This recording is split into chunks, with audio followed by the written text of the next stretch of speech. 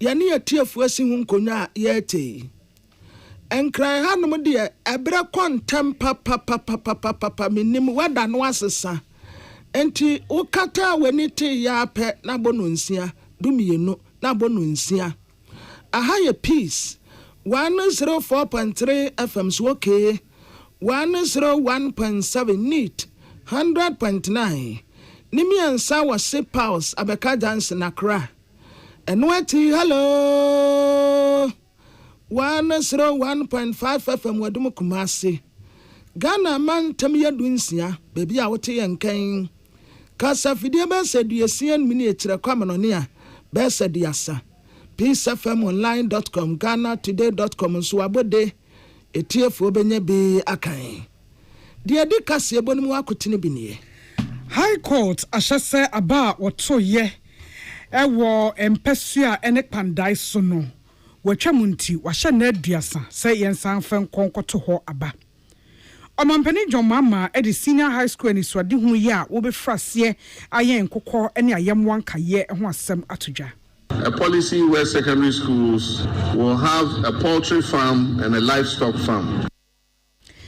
MPP say a kuo wahokeka ewa ba ye ba betuo emu ene womwan kasa edadan kabomumu no ete say one ye nimde ewa amanyosem ene se de amanyokuo gina yie ho no ye ne ebi ebekasa Dr. Saya odutwum de atodwa kwan obefa so akohia se Ghana fo hu ne mobo mo be ye mampani a Nim se de ohia sitie timi de mani so ade hu no se Midday kesi amadom omo mami kogina na Ghana ma ye madom o mama ye mampani a ade esimani nsie betu ohia fi o man Malls ahodo ye free amonone ananso ni ranom enya Ghana de hye edoso Ghana ha ewie ye ne guta ene adwidifo enkaye ebekasa na sitag enso sei na anu asem omo ne aban eka ye ne besi nne ekonkon ho nti wode wadwumade agufam what the cost like and Neddy. And to look at say, your church for na end, Adi, Ubia, Ufia, or Guinea. And Simbi can win one yes in a cosodeba some say peace, Premtobre Cassie. Yet the Sada Emma in you made it this way. I was here for MTN say, and the technology kwane konenim timeni na faako. Saa some cardia obekwa koto kakraka tese wa ho ansan wa say yikitwa na firi ho na wa pia asem no watam download my MTN app na cosmless enne African cream mackerel eye namo a eye bronya nam bronya ebeyi enamo a yanyina ye de bedie eye African cream mackerel sase yakwaje wode yantamu abusiafo sa adwumako ya dawuruma ne se amansan tiame kwabena mafo ena Nana ya kunadu yasika sebo no koswa ya debremu afei emunsem no eni Bale December 7th 2024 ena yakoto aba na ba ya to ye no emrase bejafie akonya de ya na wo panai abato ni nyina ba na wiye Electoral Commission penia no wogina ho etre se mrase beja akonya no nipa nkunimdie koma no eye Matthew Nyindam wonu gina mu ma New Patriotic Party wonu wodi nkunim na jampenisi aboso ma na meja payenti National Democratic Congress NDC amanyoko die wogina primra sebeja akonya wo sampesua no so yefra no Daniel Ensala Wapa watraso wanti ase abatoɔ no eniyama bi kɔso a eno ka ho bi enema MPP ni Matthew Nyindam edi nkunim enti wade koda court se court nhye na wonka bi ma no ampa Tamale High Court ekwa asetena Justice Emmanuel Brew Planch en wotena akonwam na bra wotie nkroboni di etie nkrata enwa danse momfa wemra nyina wie ye no ejina ya wasie ne se emra sebeja konya wo pandai no yansan koto abano foforo wama 30 days si yanfan koto ehwo no mu abano foforo kura na bra court wie asetena no emra sebeja ni a wote so sisie ya yese yankoto aba foforo no ɛyɛ Matthew Nyinam ɔkasa wɔ court premise wɔ ɛna wɔte sɛ well ɛnyɛ adeɛ na bɛmu abuo wɔn deɛ wɔnim sɛ wɔn wan wɔda so yɛ mmarahyɛbadwani court na akasa yɛntie n'anum asɛm. Well, let me in the first place thank my supporters, thank the good people of Midday, and let me put it on record that I'm still their M. I want to put it on record that I'm still their M. Although, like the lawyer said, we were in court, and before we came to court, I can say for sure that for about a week we knew that things were not going to be right. Our opponents were jubilating. They were saying all manner of things in Midday, and they were too sure that this is the judgment they were going to get. But as law-abiding citizens, I want to put on record that, yes, we respect what the judge has said. We vehemently disagree with him. I know that I won the election with a difference of 3,734. And that is a clear victory. And if you look at the pink sheets, it's on record that they've admitted that every single pink sheet was given to all the political parties. I have my 152 pink sheets. They have their 152 pink sheets. And if you put the results together, we have won the elections. For some reasons, powers that may be, they decided to come to court and knowing very well that maybe they'll be able to use the state powers to overturn certain things. But I think that we are in a country that is governed by laws. And that is why the courts are arranged from a lower level to a higher level. So that when a ruling is given at a lower level and you disagree, you move to the next level, which we have done. This time, we have completely filed our stay of execution. The lawyer has done that. He's filed the appeal to as well. And we think that God being so good, the next is ours. I'm not afraid, let me put on record that for Iran, you see, if genuinely we have to run, we won't have a problem. But if you decide to pave your way through, because you think that you are in government and you can use state powers to be able to coerce the people to vote for you, that's where we have a difficulty. In any case, he came to court with 41 polling stations. And these 41 polling stations are areas that I won with huge margins. But they realized that if they get the judgment for even the 41 polling stations, they were going to lose it straight away. So for whatever reason, the judge said that we're going to have a rerun. But we respect it. We have gone to the appeal court. We filed stay of execution. And we will take it from there. It is an interesting story, okay? Because it has never happened before. This is the first time something like this has happened in Ghana. And it should tell all of us that we are not safe. We are not safe. We need to sit up as a nation. Because if the executive can directly come, and you saw the court today, even the regional minister himself was in court. Almost everybody who matters was in court. And that completely told me that, Yale, what you are sensing is what is going to happen. Dear Yate say Okase.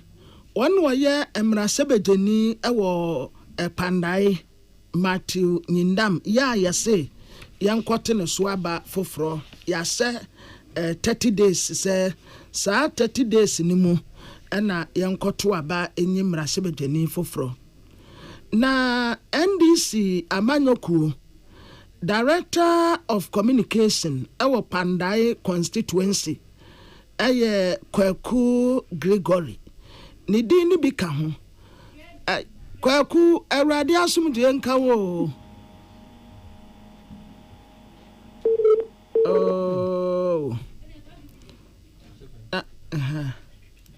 yo sa mensa enya nka NDC Communication Director of Midday enia menhwesemanya MPP constituency chairman ewo Midday yani ankase yenua Ken Jato bra radio asumje nka wo sa woteme nka wo so yo sa bibia boko adomo ba muto bra yeguso nkakra tena mete wo nka ache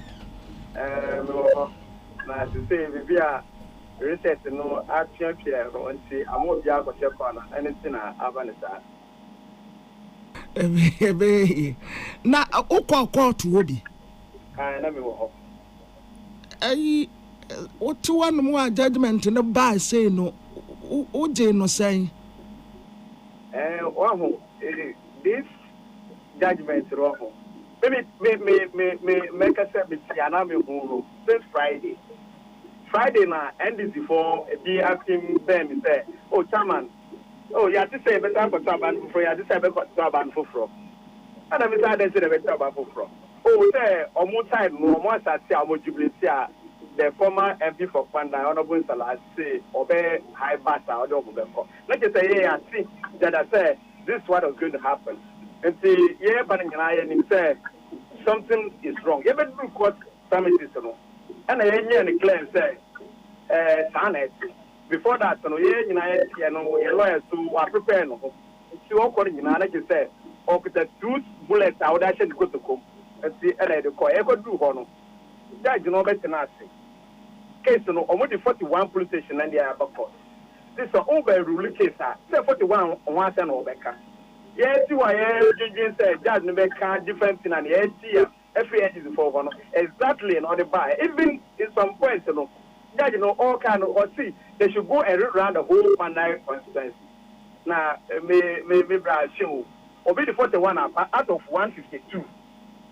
And also 41 over problem. And it's the old judge who can really say, yes, I've got to front. What is in your mind? I don't know what it is. And see where who are say now it is not fair. 41 police stations and we're expecting say we come one time because from day one and then you come 41 police station on one time. So we catch say you run election now. It's say Ghana no those who matters in Ghana who feel say the endorsement of NDC no we in MPP will deserve what is happening and they are quiet. Minority can resist and MPP are not even minority. But now who feel say they can take that decision. Say you yeah, okay say got to abasana me MP kaya no. You say got to higher because ohono be a stronghold. The only difference will be that maybe 10 out no be low. And notwithstanding, abandon so I will put it on record like me because the judge is not the only judge that can sit on this matter. The lawyer and make say you are prepared or they are called or file for sale for execution and I will file for appeal. So from there, no one say acquire the court for the Supreme Court. So they shouldn't be happy unless say no much say na or more say we know even if you research the Ghanaians will sit down and say we and that's what is going to happen. We are quite disappointed in the ruling. And a judge should, 41. Who is me can't said the whole 41 of NDC for the competition and the coin. Judge and who a Pia or who I can say, we out of 41, may ye fight in film with the son every volcano or master on 5 and now on 1 or on 2. Not just the whole 41 and ever course. The same 41 and that judge in the appeal said everything was correct. Where do you see? And can baby a yam one kakra ne say adia 152 and what the 41 per coye. And 41 no what the coin no abe affect the whole thing.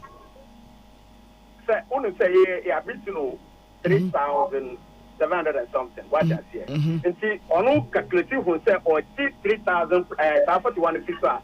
It can absorb the 41, the 3,000. And see, also, say, yeah, or see, video course on and yet, and see, young quarter from. But I should say, almost the pink sheet.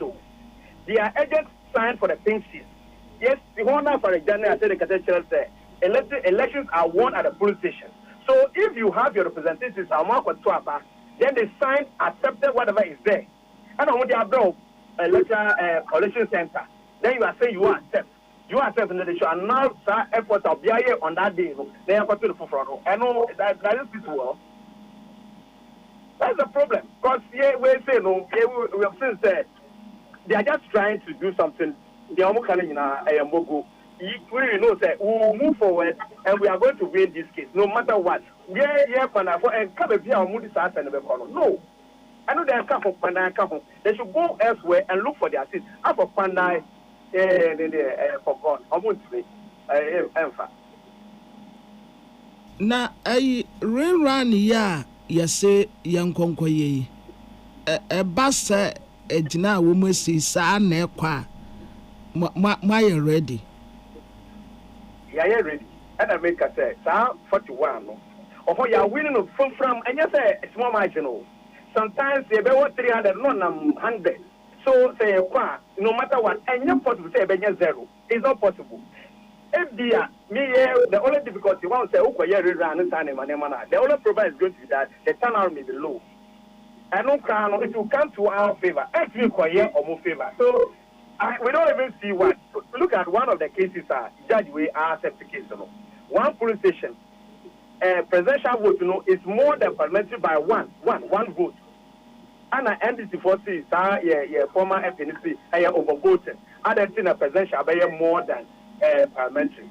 Now we judge who say a bit like get them, a bit to presidential because on to parliamentary. So the judge didn't say we can we are kind of 41. I mean you want we put 40. Maybe that's the one I can even remember offhand. Maybe they were hotter. And see judge who say presidential 41. Now one vote more. And won't take at all that the way my encouragement. Oh, no, this is not fair. There's no fairness. But the end is the book and the way they have fact. I hope I will cost room reform. I hope I am sitting now, I will still beat them in Pandai. That is a fact. Yeah, but because we are governed by laws, we will let the laws prevail in Pandai. And there's not going to be one single vote of the cast in Pandai. I can assure you that one. Yes, so Baba Kukwasi. There's nothing like that in Pandai.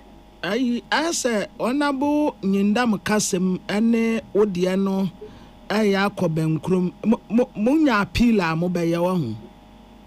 On your appeal that some occasions you say you judge the lawyer no kisa bullets to what I say me makasa no. Yes, he said omo say they will call for rerun for those 41 police stations. So our lawyer has already prepared say okay, so now them first no cry na concrete because it was legit information. So I prepare for self-execution. And now all year appeal. So you apply for appeal. Then we file for self-execution. And say, you know, on no free court, and I'll call register one or call yes, I process in Asana, over aggressive person. And say, any day I had another. Only one funny thing. Then I in a promise. Only I would do with my NDC for former NDC Salon. I don't teach you. And also, and for the home. Oh, teaching one to know the issue is in court. Oh, take a woman. That's after this, I judge in the car, that's 30 days in the car. No, like you say, it's not standing anywhere. And I want to say. Yo, can we there make Jawana, your best Casabio? Aye, yo. A tear for a penny and a cassa, ye, a can, a jatu. Na, aha. And this ye minimisan coming Sabaka and this in Intermesia come my can of courage naso. Quite radiasum Juenco. Baby Aboko, dear. Yo, now we are called to Wobby.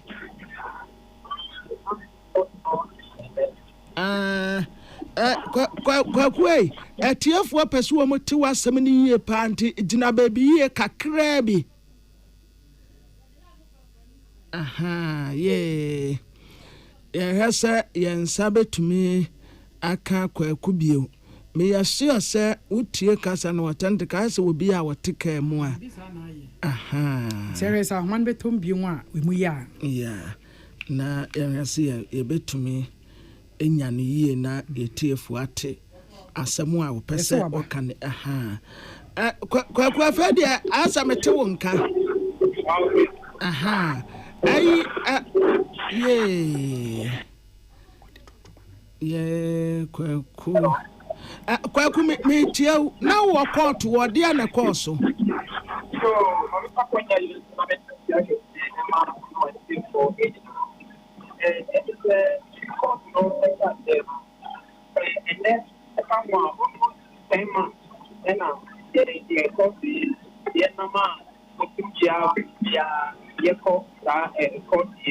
Now, the Alpha says, 2024 election now, therefore, so presidential and parliamentary, therefore, so Ghana under constituency in the airport. So now, and conform and your argument that the APC parliamentary candidate on the electoral committee, I imagine about from my airport.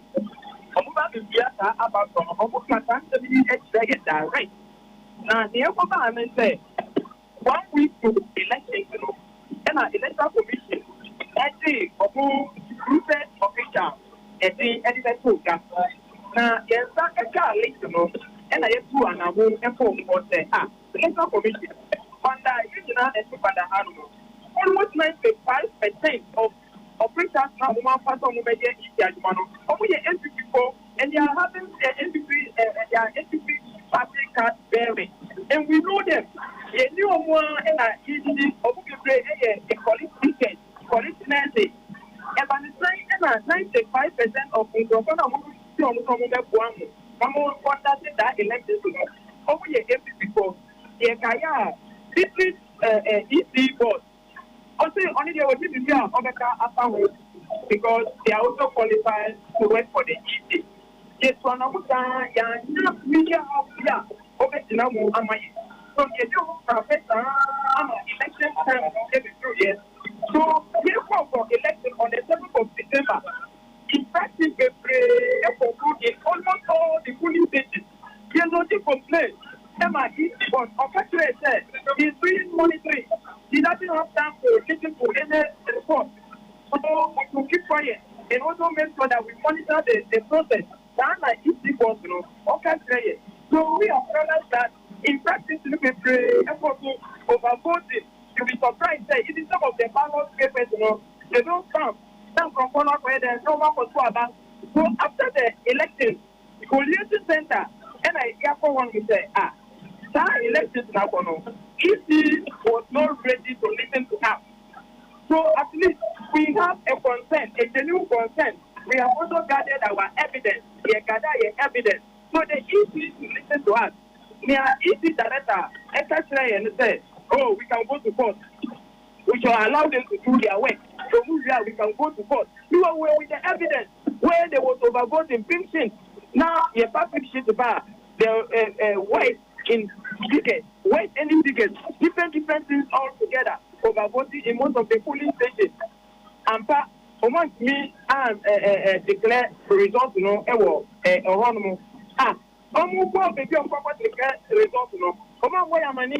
our candidate was not aware, the party executive leadership was not aware, and the declaration said the NPP candidate had won the election.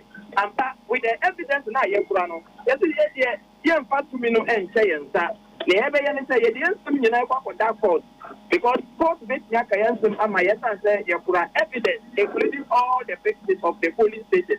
And by a court in a case now you court from January, every true, and then now all the time now you have to court, now we are making progress because our evidence we're gaining more than and are more revelation to every move ever. And one surprise thing is that the EC returning officer is an direct in law to the NPP parliamentary candidate. That is Martin Yundam. That is the direct in law to the EC returning officer. So the district director of EC, Wakai Ajumani NPP candidate in law, he did the recruitment. Process is now on the man on your election. So we're able to get our pictures. And during the witness time, pink sheet, MPP pink sheet, with EC pink sheet, the same value, the same information.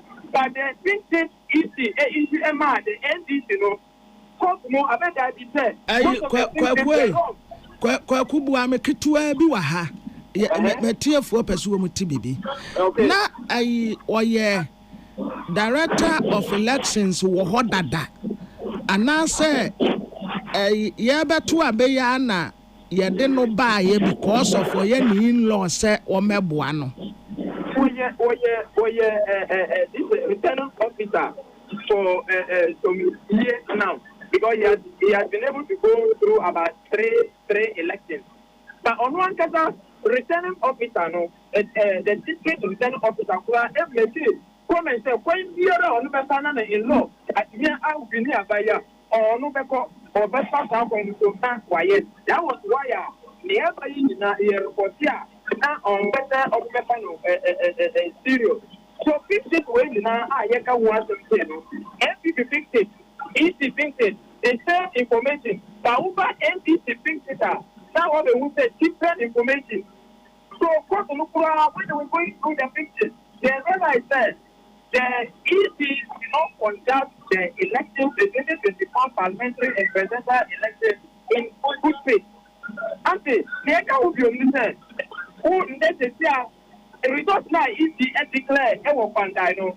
On the MPP and the winning election, that is presidential. But another folk would say, on 35%, His Excellency John Dramani Mama has won. And we have the big state from the EC. Excellency Dr. Mahmoud Baumia and the winning presenter. But in court, for 35%, His Excellency John Dramani Mama, they win here.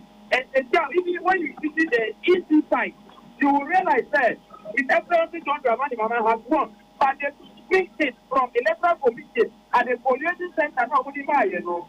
And that is Dr. Mahmoud Baumia and a win here. So, what you want to come now share in fact in the 2024 elections now. Now we will be our monitor elections after.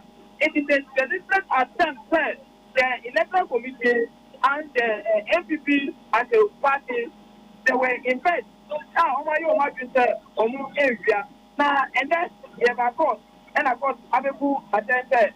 Oh, when I easy ever group any conduct a year 2024 election now any embroider because he has already made the mind to say in one of the witness is the ever that they began the question. Now if the guy said that when the petitioner realized that he was losing the election while you have no collated result, how did you know that said the NDC candidate was losing the election? So it means that you have already made your mind. Why are you not doing that? Point as well. Already declared the results at the MPP candidate because they are in bed. Assembly. Me sure say car no our team no and then the network no yɛbɛtoa so na ne tie temu ane sɛ abatuo mpɛhia a ɛwɔ Pandai ya mrasebeteni ɛyɛ Martin Nam no Tamale High Court ɛkɔ asetena Justice Emmanuel Brew Plant ɛtrɛ sɛ aba no wabɔ ne nyinaa to agu enti yɛnkɔnkɔto aba no wase 30 days sɛ yɛmfa nkɔto saa aba no foforo nti authentic abam sɛ efena boboba ayo ya wa atwen mu ye hwɛ de asusuan de brode hono ɛbɛfa afin bi abaso ɛwɔ man Ghana mu a ɛyɛ adwade afin yenim a yenim no ɔman no wɔ hyehyɛ ahodo bebree ɛwɔ adwade emu yɛwɔ kɔtɔbɛtɔn wɔ bodua dwa ɛna yɛwɔ atenaya akɛse de efrɛ no supermarket ne nuanom a na wɔn nso so ɛhyehyɛ dwa yɛwɔ mu a ɛna yehu sɛ yɛwɔ bi no ma ne wɔn atena sɛ yɛhyehyɛ no Kumasi home store for yi ne nuanom lava nom ne ade na wɔ hɔ yɛfefɛ ba melcom nom na wɔ hɔ afɛ de efe no aba no ɛyɛ mall na mall no nso ebi wɔ hɔ yɛsi ne kakra te sɛ de yɛnim Kumasi City Mall yenim Achimota Mall ene obi atimi kɔbɔ ne sesen wɔ baabi na kwabrama afɔ akɔgye adwasuo ha na wahyehyɛ mpaboa na yɛ kuna do akɔgye adwasuo ha na wahyehyɛ ntaadeɛ na wɔyɛ tun enuane etie no ne de ɛwɔ hɔ no mu a Ghana adehye yi ene empo amonone adehye bi a wɔn mo susu pɛ sɛ wɔn hyɛ edwa ɛwɔ mmara mu na wɔn ayɛ mmara koro no a sɛ de sitie nti ebiebie mu ama ene de aba kɛseɛ ɛyɛ China Mall ene mall ahodo a edin no ɛda so na nya Ghana din ena enya hoho bi adi keke de oman din eto so oman bi ohon ma din na eto so so be omanfo be hu se enema e wa ha no efu ne mu ade hye nso na aba bebie saa adwasuo no sei na oman no nhyehyeye e wa adwadie mu esitie ye bisa saa kyerɛ sɛ ya mall ni bi din a enei wo free ha ekosi ha watwi ka sema be sɛ aduonu ekɔ aduasa bia wo be hia mall ni bi ye enkrofo bi dia wo fa ha wo be hia bi wo fa ha wo be hia bi nti ebasa ha Ghana adwadifo ɛwɔ kwan bi so ananso ya kansie obi amra na de ne ho odin no wontimi enimu nkonim ye be se edi ho nkomonti Yera Joseph Oben eyotitani Emma Guta Guta Ghana Union of Traders Association. Mira Peace FM Suni Mahai. Yadase Ray ane wobre edwadie retail market na baby anko fortunate no mo sa akotwe nkomo ya betitiriw ye nuanom China fo ho nso na edwadifo dodo no ewo omayi mu ekokofa eniema eba ede na mmra ne ka efa amononefo a wo mu biebie malls ho mmra no ade etrese baby yedija no retail say you obi beton konko eti konko na obi kra no provide service wo yedja nti ya kasa edja na ubronze makwala market Kaneshi market ebia edum ekejetia market sa bia ne dia there's any ho kwa say owu bia eba sa edja no so kra say ye market ne kotokra market no na say wa owu bi ani ho twa kakra so beba na mom no say eba adwadie na say yebema owu ho kwan a na say ye ma oni akro no kwan say won fa sika $1 million emesa say adwadie ni ana so on fa niama $1 million and na o de banso a we employ Ghana for mako aduro no enche say adwuma no ti eno na ebie kwan ema owo etime beye adwadie no no botaya ewe training say enka wo monko wholesale enyumanum enso esi ano de ye hu te say de wo okika yi wo mu na no wo mu de adwa no never say your Medina market a utime say ayi Medina junction be wo say de more kakakai ni dia beso no so ebie dwa te say edwa kese na yesu ebie no eti sa wo mo tre wo amakwaba mu wo mo tre wo mahiem no wo mo ye na yesu edwa no kamo enti say aban ade nhye for ba na we define what a market is because you got a market market no betimi the greater Accra market is the bia wo bedi bia market and you beka market and so betimi aka say okay market ya confine wo bia kantamanto and I say okay enti investment law no and I see a pekwan bia ye betimi e bia sakra mu na sound fuya or more GJ. Let me say about 60% of our market share. No, you lose to these foreigners. Womo ebio womunyuma womuguso wombie near biano catchum. It's a more woman is say you do na quarter na kofa nema eba. Eninti Tatana near baby China more, China town, China EU, anyone can one.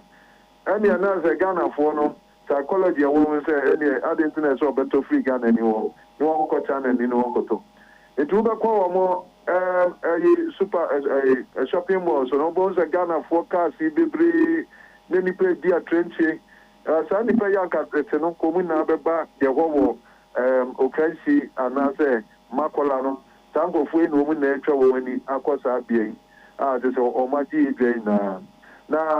The woman saw a Japan and said, Omo niamana omo akraba kromia thousands upon thousands of containers no ne buono ebiba bro $100 million no ngeka hono omo fa sikabotno no emma kromia wo niama na no omo twi free omo manufacturers no ediba omo besesa yen hardware and foreign exchange no omo de akọ ti da bia ya ho kire wo forest ho kwa twe na ye bre Yezikano, I want them come from the final every Saturday. As I said, Yan Sakaya, investment loan. Now, some may be MSS are as a center of one of the Imuno Hammer Woman. So I didn't man, $100 million every room. And 1 million near 5 containers full. But the near 5 containers back and now 10 containers back were reaching. Let's say, well, baby shop we never say what the 2 year every year just so. Enti weno hamu se ejadifo ya Ghana this year. Haya pa say you jano free and so. Sadly, a poswa. Here be ebi emfie ensia nwotwe ekopim edu ne de na say ye jede de na free enso because ade say no anso mo gbawo that apart from supermarket na wo hu no channel mall ne channel town ne channel yiyu ne won kan na wo buti na kese wo mantema obia no wo mo sa wo mo kuma afo na wo mo abetratra ye fie ye ne ye fie wo brono bebre o ma bie wo mo warehouse na wo ma de sort and kutano ko say investment laws no ye fa enye duma ya ka na ya tiada enti wo mo so timi aba wo hu say ye mere and wo ma beje say dwe na say to so ko any say the attitude ya ye dey concerned okwa na to so ko dia beti me di bua e bi aba fie be do tem ana be fie influence copy they do need the other mechanic simple. That's a journal a free as them. Can I say a Ghana Jadifornia ma? I'm a free China bay, a born wedding, China for the bar, F4, NT, Sabi, Obiani one more, which you for some pacodun, Ghana for the crew, no matter what Todd the F1. What you saying? Also, a dear Dicano, any day 83 ekui it is a mrawo ho say young shamrana so ewo retail business and so some rana na see the aduma obia ni wo pa so obeka say wo mo ne ma efuninti so wo mo no ebe ye aduma no mutu ye ase enti amra na de dikai see the aduma see the mra ni aduma ne mra no show mu kete say aha sabia we ni pesa mo mudi mudano se ni pesa mo ye no mudi so na eni awom ni ma no mudi begu apampa so kra petite kra na ene de na ene different and secondly no so no ya kan wo se wo twa wo so no na de sensan hema na wonye hwe ata se wo mo ni ma ya wo mo se aba efo no na wo ma ho kwan a study wo manufacturing companies no so na wo gu no ma me megwa. Since our manufacturing companies in Waha and Komuso, Bomo modern, then Komo and Casaso, and produce an abab on Ghana for a patronet afternoon. Will be the child, will be the finished goods to know every Nukroma Baha, our no Everton of Fofo. It's another way, and now who manufacturing companies, you know. Now, the Atosum, you know, quality controls better after all. Because who Ghana and who control their what the quality no kaka. What are the scanner or business at the acro?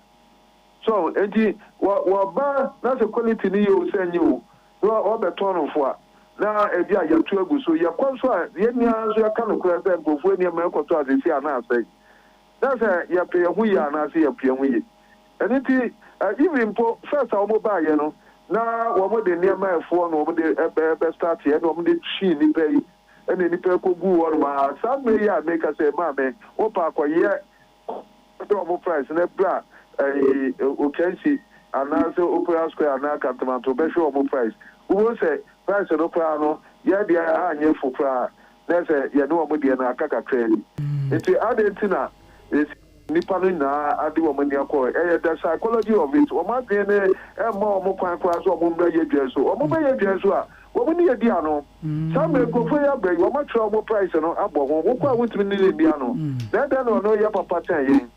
So, it's a psychology now. You know, go be to say, Satana for bar, and you know, money ma air for a 10 year. And actually, Domini now, I'm here, dear Guti. Yeah, now price and okra, which mean can't say the more price and all, air for say, yeah, and I say, Omaniama no crown, so no, a quality now, and I say, your quality. Mirror psychology. And just animal. Yo, mirror psychology, Obeda Chingana for Adjuni dia babes, so free say. Enipa bebre ya dance for say. Adia no a ebia airfo e wo baby no. Obehwe na ye ne dada kra. Esi hon mo a etese papa no a. Na omo husi e pa ade airfo nti. Ene wo tokre no. But ade a wo se di mfie du. Afe na say obesan babion na matches se okra we keep no in business do obroni beka. Eti Ghana fo amusu se wo mu chichiri ensegu echi omo fa ekwan bi so dan ya dwen no na woda adwadifo ku anu yi ede na mo betimi aye ede afa ho It's our mentality and our mindset now. Where you also said, China for Abba and you will be better said to Hono. I mean, GD say, yes, yeah, queer, no, for me, I learn no lessons or I can say, yeah, guys, no. Oh, opportunity, nippers, and should be as no beyond the price, as no beyond the quality. It will opportunity, Uber dosu jano, and Aquacoto Papa Masakoto, maybe at the other bonus or air for my own. One way, well, I didn't be good. Now was what you said, will fit an up and one on the year, on the end, the Yapano. Well, Yana price, Ibon, to Quayano, Koto, ya so.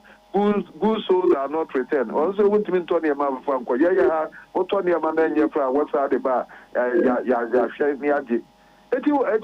A quite be also no opposite seeing, the woman saw what is a chichi, dear, a cohono, or much is sending now to San Aqua Bookroom, a black woman for a scapotina, woman de cranium and Amacromia. There's a woman, manufacturers and any manner, the summa or one over this economy. When we say economy, so near woman. Ama womo ye discount more asasa e bi akro enti akwa bi aso no mwaye enti te say the work ya na no kra womo ne ama no quality that one and say so pe pa wa ye eza kane womo amo eton ne ama wo trouble so ya wo de mobile phone sabi ye anu free Nigeria womo wokoto ye dey charge na would you go if you are getting saying, Beba? Is that a month for what was it? Before you told I did from what you see, I may say no. Yo, Mira does say, any most monkey come away. Now, the mobile magana for who no matter see. Now, yet me acquire nimuno, yet me acquire nimbi. I was any pen in the Kasa ye, Yera Joseph Obing, or ye, o Titnani Magana, a 24 equal Ghana Union of Traders Association. Na Ganasco for almost 65th anniversary celebration. And Ghana Mampene His Excellency John Dramani Mahama two Dawa CSA. Senior high schools were hold one. A man termining na Ubia Bebe Yenfu, Ubia Baba Yan Nemoa, and one sooner Womubedi. Yentia His Excellency John Dramani Mahama. We are coming up with a policy, and I hope that Ganasco will be one of the schools to embrace it. And that is a policy where secondary schools will have a poultry farm and a livestock farm. And so Ganasco will be one of the schools selected. We'll establish a poultry farm here and a livestock farm so that you don't have to go to the market to buy your meat. You take your meat from your own farm. And so when we have the farm, you have to be volunteering to go and feed the chickens and the sheep and goats. And again, headmaster will have no excuse when you go to the dining hall and there's no meat in your food. And so we'll select Ganasco as one of the early ones to participate in this program. The artist Okase Ghana Mampene His Excellency John Dramani Mahama. Na Jampeni se kwanya will be a tutor edukone fuomuno na wose will be nso de. Eno na National President Ghana National Association of Poultry Farmers George Dasa was a basa ebe ha wo madwuma no.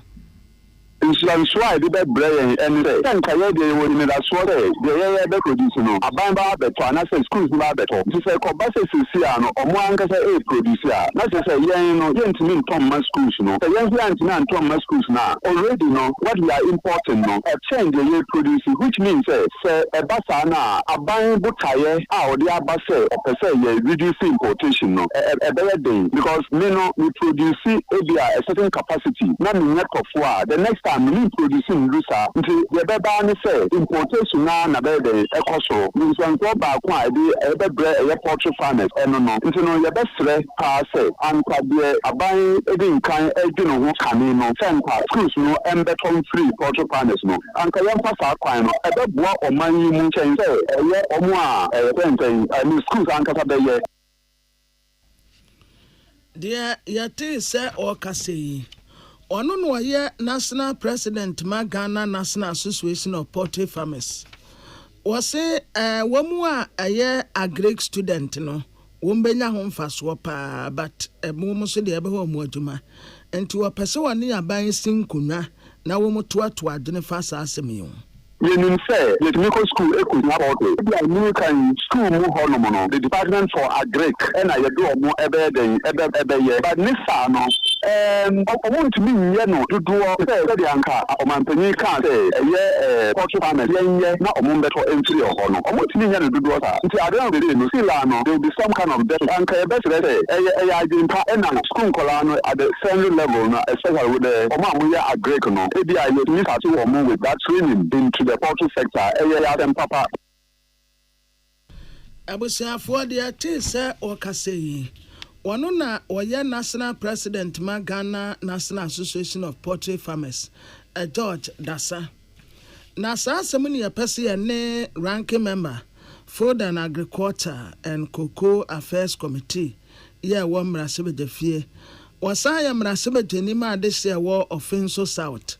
Honorable Isaac Yao Opoku. Honorable Arade Asumje nkan o. Kwabra nkan so. Mete nka ate. Kwabra say that be am dia no pa bia mi tie o. Ya das. Anopa bia me wireless na wan dan ti anopa bia ni tie o. Ya das. So onu ma ya kan ti o Honorable me kura ukoto dem. Me da so kwabra ma say.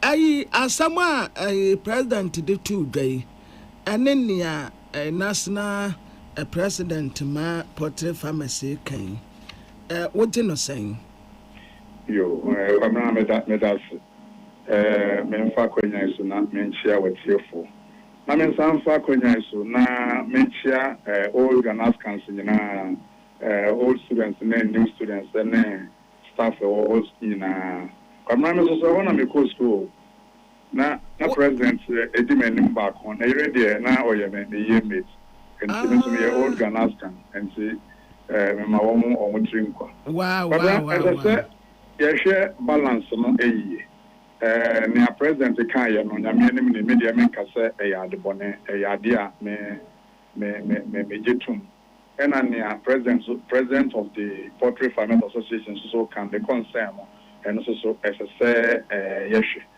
na kwabena say we share your poultry imports you spend about $350 to $400 million afibia so enti near you produce no locally no enso and this is school for no ye kakra aka ho a can feel say ne kwan so a eno na Poultry Farmers Association for so dem so as I said yehwe na ya address say na be ya wo mo breast so enyakwa kwabra ye introduce sa poultry and livestock was secondary schools here ebe ma mo hands-on ama mo timesua agric ne ye ama adwuma kura no sani American adwuma aba form fi say usua na wani je ho e wo school no mu a ho wie ya na wo ba koye adwuma me ko sani American ko Ghana secondary school me agric wo ho and the agric ndi me ni aje ho a fi me ko da abremu a abepem sa amre and see betumi aye na mom no me nyini say say eye school bia ye poultry no san ye livestock na doso ye wo nwan ye wo mreche ye wo piggery ye wo nanchi ni ade obi kura wo ni sa facilities no ntie bia ye betumi ahwe ba bia wo mo wo facilities no na e bia akase bia mo mo nye poultry e bia livestock ebia mo nye we kakra na nye ni nyina ana mo beye na so kwabna maka na sa no aban ni aya na medi no ho ya no ne se omo ne ma ne bebre aye ni jack bo mo trimu ana o maka bo mo trimu ana o maka ebi se president kan sa asemu ina be ko hwe budget ni mu no any budget ni mu enti omo papa ska no wo hen no mo dia koye obeye bibi so a esese wo ye ne ye ebisi ade be tire nkoda no ade and so want me anya ehun equipment we anya ehun akade a wo de be ye sa poultry and livestock ina ko ye ne biara e man nkoda no ene nya ho and so we share budget no more there is no budget line for that so we go nkete o mo ka so mo be o heska o mo twama ya no kra na isa so and to match us some ni eje ho so mo be ye no yeah, and yen Jack, Sanya, your dream one near Cococa. So if you say, Zenkodano, it's me a poultry industry, and I saw to me at TSA that should be up as all the ball bra, or my also over Faso. Now, I honorable, dear, yen said then Nimu, Metiana Mecaso. So where dear, any young Kukoma now when ye woman, a discuss our own. Quabran say, Edisica. Oh, sir, we president and your president the canon, or say, they say, cried your school for no crown, Monco, a Jomukra, and Cotor, Nambium, one Mobeto, Monam, and see, and yes, or more yellow baby for demonstration. So, Omobayan commercial Akakra, send your beya, a best song Quadano. So, we're going to get a school beer, one more enrollment to cry. Miss Roman can. If you bedroom there's 1,000 crowd, any Uber. So, until now, the which meeting could conquer and get it be a quacquayas or the quacquay. Edisica, Cabral and conquer and get your president council obey, and Uncle Scout will try 245 million. And a cruiser. It's open all yes, and man, and I make us say, as a soul man could dine and live home.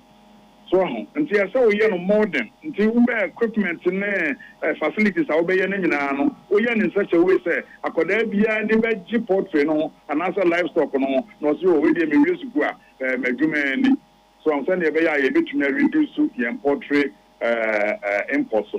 So, this is a send your chibiano, a bit. Vanessa said, and penny 40 away.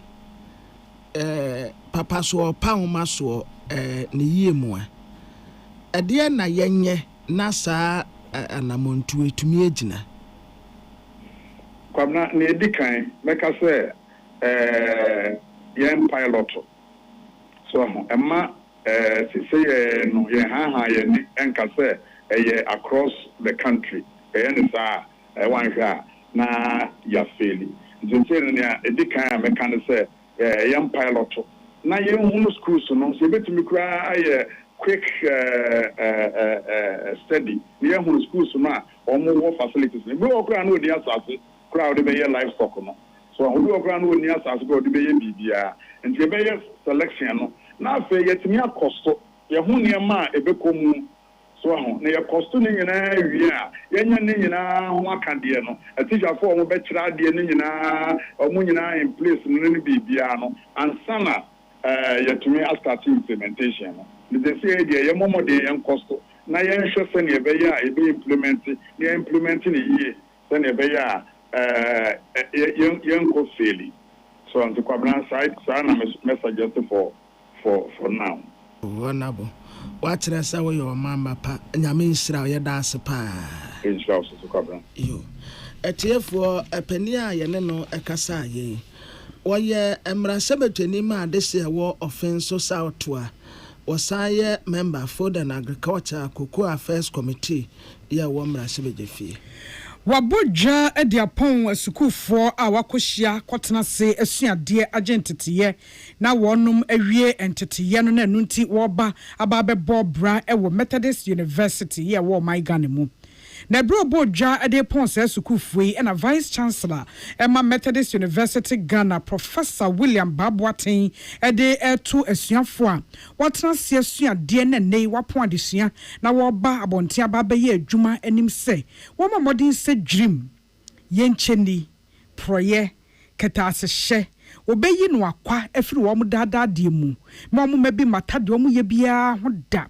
efiri se ebasa emwa oman empuntuo ene ne nkan koro eti wase sukufo ne se wo mo manimu mra nyam na wo manimu ebe nyam ene brapa wo bebo no emwa oman ne mpuntuo wasise says how do we need to fem na wo hwe eniema ahodo ene se de abrabo no ekwa ehia pa se enipa ya ekro maimu sesei ene won ya eba no wode omamba ho do ene enmunyam ene emudie ene kra de yeye bia mu na amyasa pagya ene munyam ene yempuntu wose baabi omo betena ase ababesua de no wo mo hwe ho nso na enhyehyɛ papa ne ade kyerɛ ene and the pie did dua woman woman fenko ye adwuma na so mo de ye adwuma frinchem fekofekwa ekwan bia so woman for mo nko gigidwirim ene kanana ene nema etete se emu ne no so ene beboa mo mining puntu etimi akoyie adwabo ya wode ensemi to adwa ewase no eno ne de toso aduonu miensa Methodist University Ghana ahyehye na wode apon sukufo ba bagentete we say no esukufo ahankron 900 ena ekokosua de ewo nwumasua dwesuo ahodo ne nyinaa mu Professor William Baboaten asremu ebion de akere se suban papa emudie osompa ene oman ho do wo mo nkonko ye emu anamusifo emasuapon no na baabi ombepie bia wo musunti yakase se nipa die bibia di dance se Methodist University ho ena omo je ntete free enti omo buo mo ho na omo do man eye de se efata MUG Methodist University Ghana ama omo entete no enye de wusua na classroom entete ama omo a omo kwa bontina omo koye adwuma ama oman no oni beka se omo enya sense of nationalism the tosu biem omo dwuma ombe bia no omo nkai ehu se omo ebenya omo certificate no ewo Methodist University Ghana baby a eye excellent eye morality and service bibia ye fe ne se ethic se wo kwa adwuma na corruption aba se wo du ho akwa frem no ye omo ayetete omo wie ha no omo wie ewo school ha ye kire se eno ni kwa se eka Ojuma wokoye bibia obeye bia no service na wo provide no eno na wo so mo wani ewo ho se na be ya bibia wo no ojuma wo bu no ebetumi atumpon na oman no atimi atumpon Wamano anso ha wasanso asre sukufo no a wawie adesua na nunti wabaya akrachefo ni ngurabafo ne se wosre won nimdie no obabenya ye e Methodist University no omane nka dem wona da ni won se sai ho adwen won kekansisi ani na won fan hyehye niema ebeboa ama won wansumpo watimi adi won kui na nkrofo ahwe asua won mo ananso enipa bia pie fridie won wo nimdie no ene adwuma won yemu a afofo ebenya won so emfaso bibia obeye bia no service na wo provide no eno na wo so mo wani ewo ho se na be ya bibia wo no adwuma wo bu no ebetumi atumpon na oman no atimi atumpon eno ena de enhira na ede sika ene reward ebebrewo na mom ye kire wo se ko ne ko wie sika enti eno ne valusa epempi no ye de hye incidents no ti wona omo ewie omo adesua eye afi 2025 omo na ene eye graduation ema omo pass ya omo nsa ka omo certificate enti no ho dwuma ene enipa dodo a omo do eye ahankno de broni be kan ahankno because 900 ene graduate omo oni peti ne kasai eye Professor William Baboaten, Honorary Vice Chancellor, Methodist University Ghana. Yensen Training Prince, Bafwa Samwai Salmane, Konongo Jackie Chan, Ono, and a Kobwan Simiano Ebaye. A piece from Tobre Cassie, Yomeso Yatonkre, Yeba. Peace FM. When you're going to buy a paint, don't look left, don't look right. Go straight and grab the luxury acrylic paint. Don't be any painting, be paint. The luxury acrylic paint. Paint me champion. When you're going to buy a paint, don't look left, don't look right.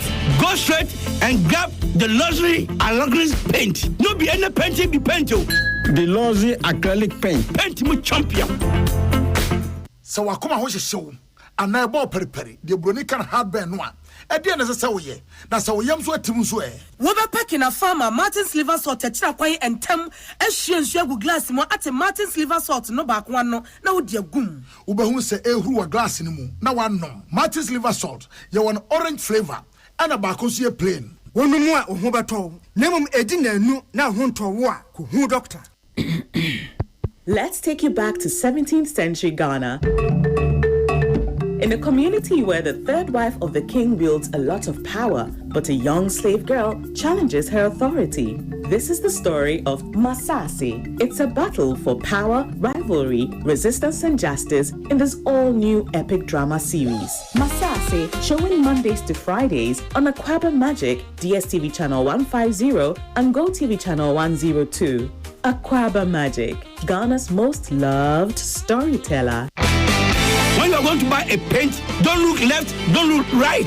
Go straight and grab the luxury Alagris paint. No be any paint, be paint. The Lozi acrylic paint. Paint me champion.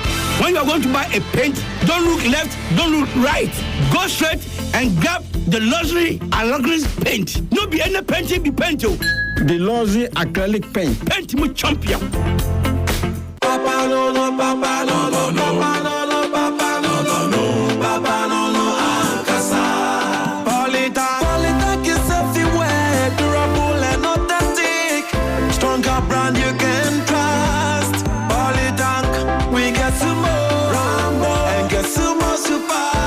And the Polita, we did. Politank, papa no no, papa no no, papa no no, papa no no, no, papa no no, Ankasa. Always the best. Peace FM. Tune it in, turn it up, Peace FM, and rip off the knob. Yama yetiefuo nyina akwaba kase yebɔ no wasi. Amansan ti ame kwabena mafo ana.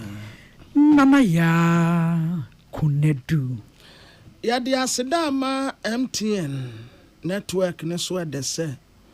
Wono ena opeso omanfo ekosmless. Ya yakoba peswa na kofa Ghana card bra, kofa hwa bra. O download my MTN app baby a wotibia obetumi akosmless enne. Esi a wunhia tape bia kakraka bia se begise u phone and one seamless enne. African queen mackerel enam no ede ye enam akese kama ya yede ntosu agu ho mekai akwa remember enam bi yeni ba ye ho so na akaba akope nesem meseda ko ye beda be sori ye na aka ntosu no nko anegum African queen mackerel enam no ede utumi de ye jollof utumi de ye nkwan still nowadays ye African queen mackerel kwasia de wi abrefufuo African queen wo mu a tawanu mu keke 0245326180 0245326180 otante say wi eye rade pa obeba sa pepepe yo abusiafo yadamase ama moniti a me mind cost we need FM Romeo betna se ewo okay FM ntebia no de ekwan so jojo de amamo edumadi nyina to aso kama ntimo nkoso na mone yentena. Tune it in, turn it up, Peace FM, and rip off the knob.